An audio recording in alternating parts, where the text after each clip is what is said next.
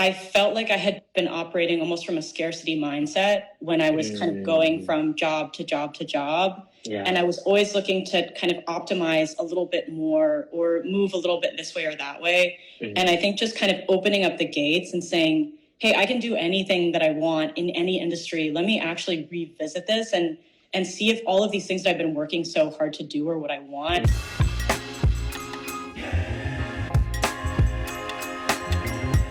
Hi everyone, my name is Yafet Tadla, and I'll be hosting another interview in our Mind, Hand, and Heart series. We'll be joined today by Alex Harbour, who is a first-year MBA here at Sloan. For those that are new to this channel, the Mind and Heart series is to highlight different students in our campus and our different MBA programs. We recognize that cultivating mind and heart, mens et manos, are equally important here at Sloan, and so is the heart. It's not enough to learn and do. We must also act with intention and compassion. So the mind, hand, and heart is a lighthearted and open interview series. We'll give prospective students a look into the MBA journey and the real experience here at Sloan. And I'm excited to have Alex Harbour joining us here today. Hey, Alex. Hi, Yafet. I'm so glad this worked. I know. I got the plus notification. I was mid-sentence. How are you doing today? I'm doing really well. How about yourself?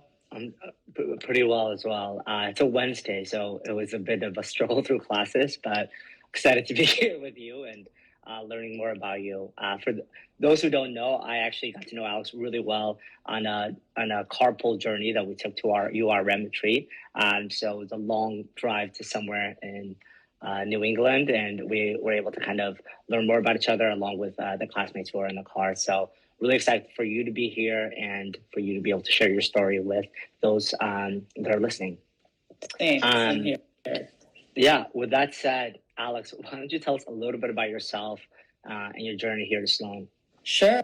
Yeah. So, I guess starting all the way at the beginning, I was born in New York, grew up in New Jersey. Culturally, I am very American. So my dad is actually a ninth generation West Virginian and my mom a seventh generation New Yorker. I think West Virginia has not been around as a state for that long. Okay. So in that particular region, But both of them were first generation to college. And so for me, I guess I just kind of grew up with two parents that worked full time. And looking back, I think that had a pretty big influence on kind of how I approached my life and structured my life. And my mom is definitely one of my biggest inspirations, probably my biggest inspiration. Just even thinking about the way that I think about my career and the way that I approach my work, so much of that was kind of laid by her and the example that she set. I think before I found out what I wanted to do in my career, I sort of had this period of self-discovery as we all do, and ended up studying sustainability at Boston University. Back then, climate wasn't really a buzzword. It was somewhere between sustainability and clean tech, and had sort of the luck, the fortune, whatever you want to call it, of kind of falling into a new minor that was available at the school the first year I was there as an undergrad. And so shortly after school, I toyed with the idea of being a free spirit. I went to Italy. It did not work for me at all. I'm a very angry person. And I came back and actually lived on a really good friend's couch for a couple of months. Okay. Got a bunch of discounted tickets to conferences. And so in the daytime, I would go to like clean tech conferences and learn about Enphase or SunPower or whatever kind of large energy company was presenting. And then at night, I would do industry and job research and order from the same Ethiopian restaurant, which I had never had Ethiopian food before. I didn't know that. The Bay Area, so way to support the community. Yeah, exactly.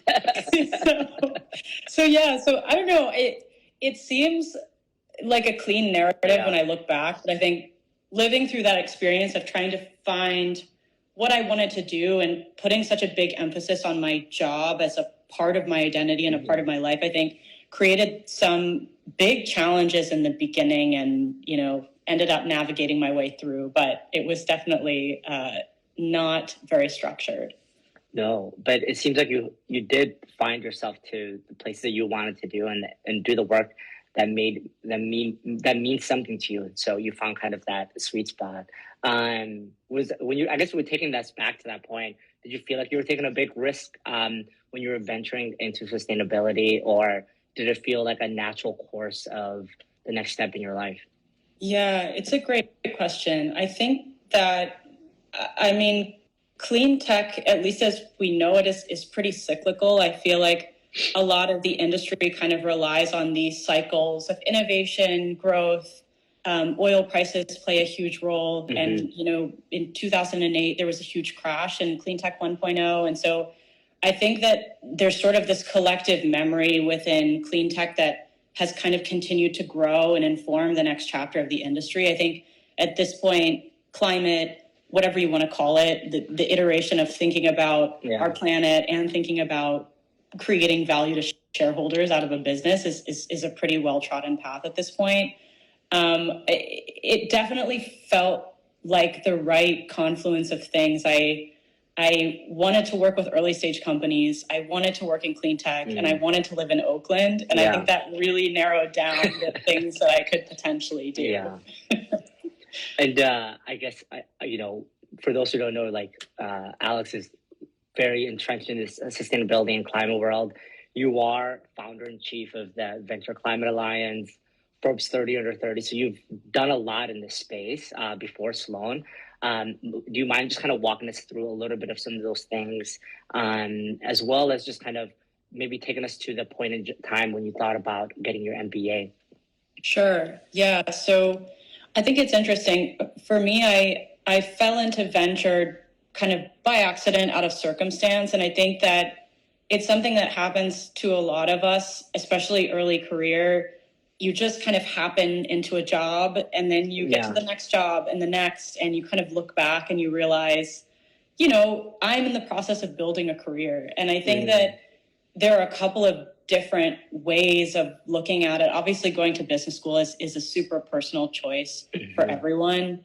For me, the role that I was at before I left for MIT, Prelude Ventures, incredible platform. I had a fantastic mentor.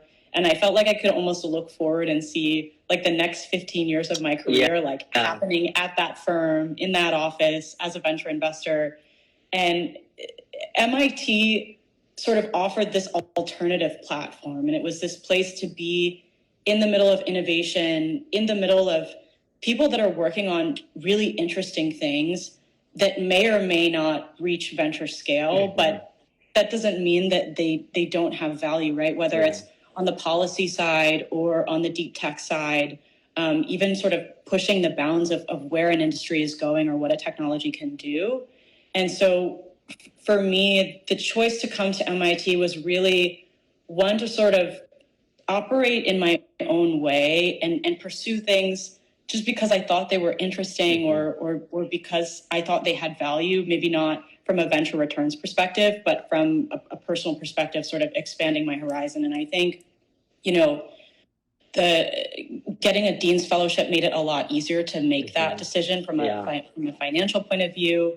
And I think once I accepted, something really interesting happened that I wasn't expecting. And it was that I felt like I had been operating almost from a scarcity mindset when I was kind of going from job to job to job. Yeah. And I was always looking to kind of optimize a little bit more or move a little bit this way or that way. And I think just kind of opening up the gates and saying, hey, I can do anything that I want in any industry. Let me actually revisit this and see if all of these things that I've been working so hard to do are what I want. And I'm always going to be in climate. And I think venture is going to be really hard to beat. Yeah.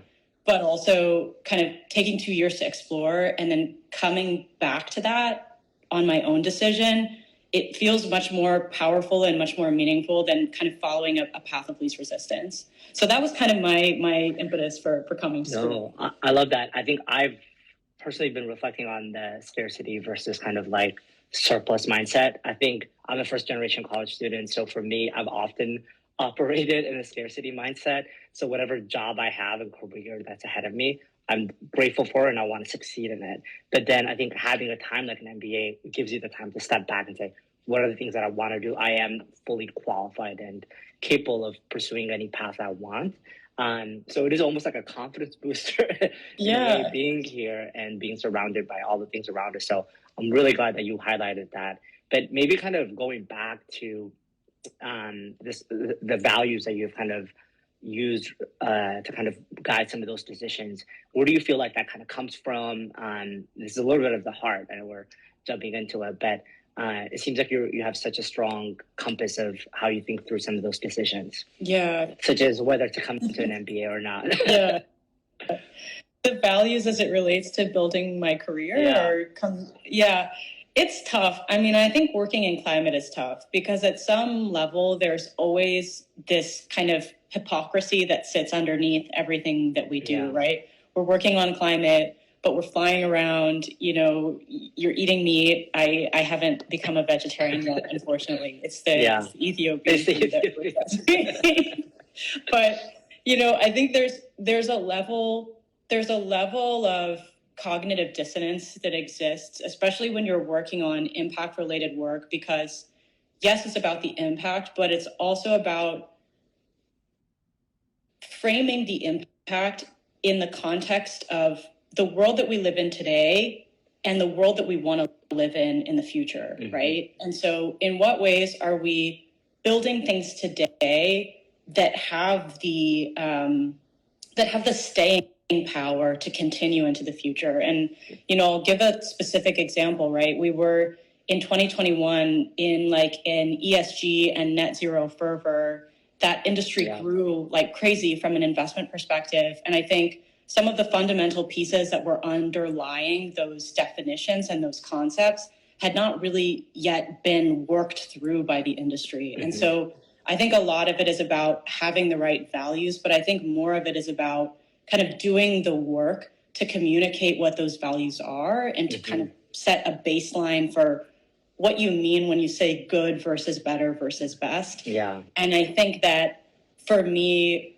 working in venture is very interesting because you're able to think about things from a net new perspective. And so if I'm taking a first principles approach to thinking about energy or thinking about agriculture or thinking about transportation, I mean, you wouldn't design the car and call it horsepower from the ground up. You might do something completely different. You might think about public transportation. And so I think, some of those questions are venture questions. Some of those questions are societal questions, technology questions, policy questions. And kind of bringing it back to MIT, this is sort of the place where I feel like people are having those conversations, which is super exciting. No, I love that. Thanks for sharing that. And I think there's going to be many people that are listening now and folks that are going to be listening later who are thinking about coming to Sloan. And again, it's just going to go back a couple of years when you were beginning to apply to your MBA program. How did you think about the application? How did you approach the cover letter? I know a lot of people are scared of the 60-second video that they have to do.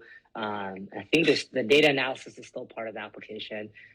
So for all those components that you try to kind of represent yourself, and we're so multidimensional, so putting that in that format, how did you kind of think about it? Any tips that you have for those who are thinking about coming here?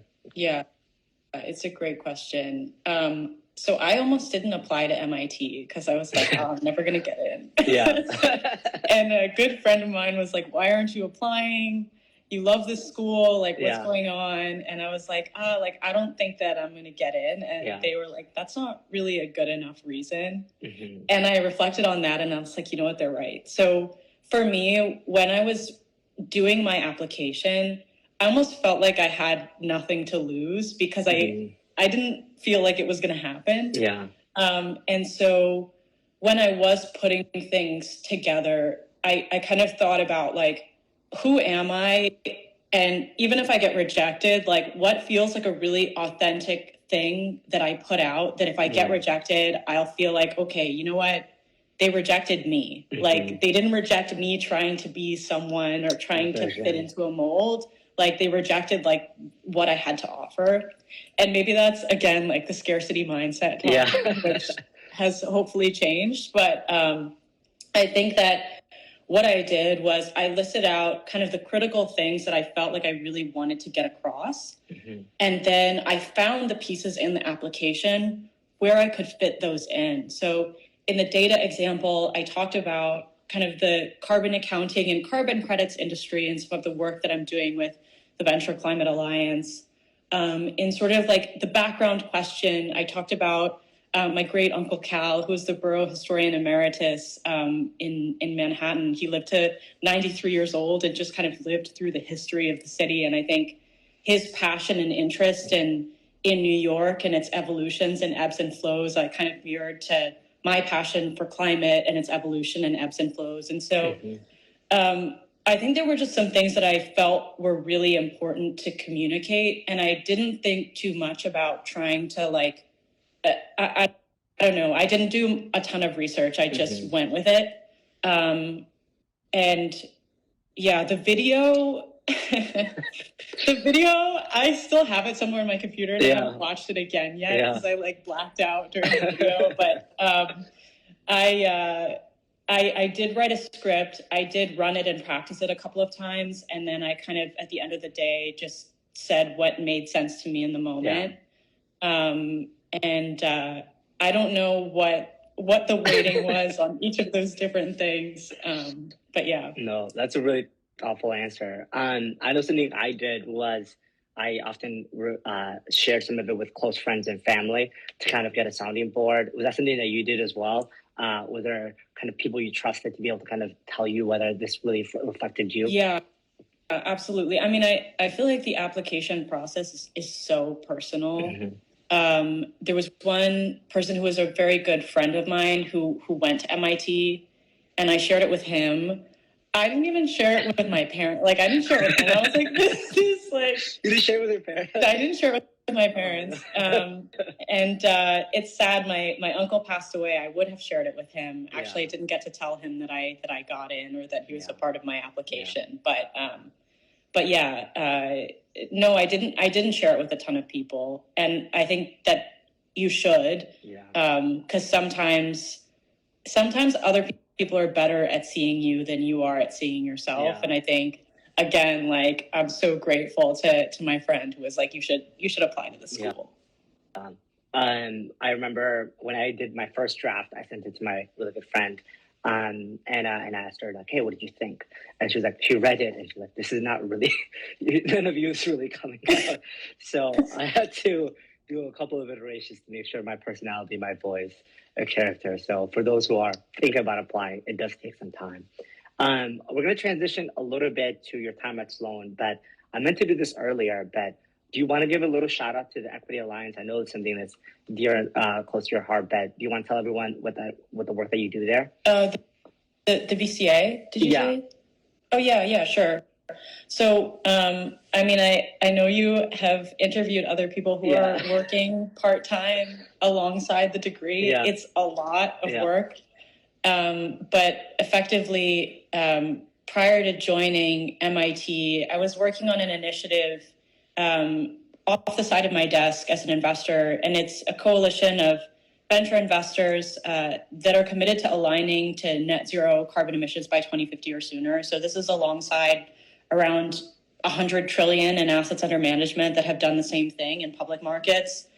And the goal is, if you think about some of the largest companies that exist in the world today, right, they started, 30 years ago. Yeah. And so how are we thinking about scaling businesses to be climate aligned and climate conscious from inception to exit, such that by the time we reach 2050 and we've done the hard work, hopefully, of decarbonizing a lot of the later stage companies, the next generation of market leaders are kind of doing what they need to do. And a lot of that happens within the boardroom, and a lot of that happens through sort of the perspective and guidance of investors and board members as a part of typical organizational governance. And so we're basically trying to define what that means and then build tools and a community of practice to help funds do that in a way that isn't burdensome to the two people in a garage with a dog that are building a business and trying to get into revenue. That's incredible. No, I just wanted to want to make sure everyone's aware of the incredible work that you're doing on top of school as well. But we're transitioning. I want to transition to your time here at Sloan. Something that I like to ask folks that come to this interview is just trying to understand what are the different spaces and clubs or communities that has made Sloan feel like at home. So I just wanted to ask if anything kind of comes to mind as part of that question. Yeah, I think for me, a lot of it, especially kind of working part-time while being in school, the job takes up a lot of time. I think that there were a couple of things that were really important for me to be involved in. And again, so much of this is just prioritizing what's important to you. And so one of the things that I've always loved about MIT and what I had actually participated in before I came to the school was the MIT Energy Conference. So as soon as I showed up, I wanted to be a content director for that. I wanted to help bring a lot of the innovators and startups from the Bay Area out to sort of talk to and meet the community at MIT. And so trying to kind of like do the bi-coastal cross-pollination there. Yeah. So that's been a lot of work, but super fulfilling. The other group that I've just found to be like so warm and fuzzy and amazing is BBSA. Just kind of building Black community at MIT has been really fun, really incredible. Like just that's how we met right through. So I think those are the big things. I've always also been kind of more of a floater. Like I had a bunch of friend groups that I would float between. And I think just some of the individuals that I've met here are fantastic, and go out of their way to support and help each other. There was this one moment where before the DMD final, one of the student and data model decisions, it's one of the classes where you're doing math and you're doing coding, and I haven't done math in 10 years before last semester, so it was definitely a hard entry. But they put together the study group. The TA came. We're all there like at 3 hours. For 3 hours, it's 10 p.m. Yeah. And it was just kind of one of these like type 2 fun bonding moments where everyone's on the phone just trying to figure it out. Yeah. And then I think that those moments of challenge are actually kind of the foundation of what makes the experience really meaningful.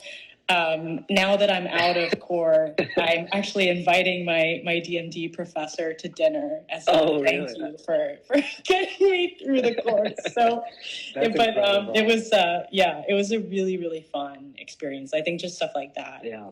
It's funny when I think you become nostalgic of the core. I think for those who don't know, the core is the first semester in our MBA where you take all the same classes with a cohort of students, what we call Oceans. And it's very stretching, a lot of classes, and the demand is high. But I often reflect on it as one of my favorite memories. But when you're in it, it feels like a lot, and it's overwhelming. But I very much resonate with getting ready for those midterms and finals, as Alex has pointed out. We're nearing the end of our interview, and I want to make sure I give ample time for this. So this series is called Mind, Hand, and Heart. So we've talked a lot about things that you're doing with your hands, as well as the things that we're learning in the classroom. But I also want to know what's been on your heart lately, and if something that you want to share with the audience here. Yeah, I love this addition to the mind and hand. I think it's definitely all three of them that work in concert to make something meaningful. For me, I think I've been thinking about this a lot. And I mean, even when you ask someone what their story is, right, there's so many ways that you can answer that. And I kept kind of coming back to thinking about my parents and thinking about where they came from. And, you know, I mentioned my great uncle, he passed away last April. And I had the chance to see him, 16 times in a year, which was crazy. I mean, I hadn't seen him that much in a really long time.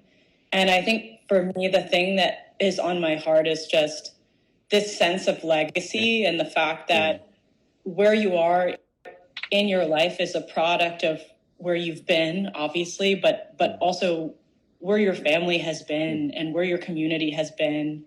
And so, I know we're not in Black History Month anymore for the rest of the world, but for me, it's always Black History. It's every month. And I don't know, I've been doing a lot of reflecting on that. And I guess I just feel extremely proud to be sort of this amalgam of, my dad's family from West Virginia and my mom's family from Harlem. And what a crazy thing that you can carry all of those things in you at once and be taking a DMD final at the same time.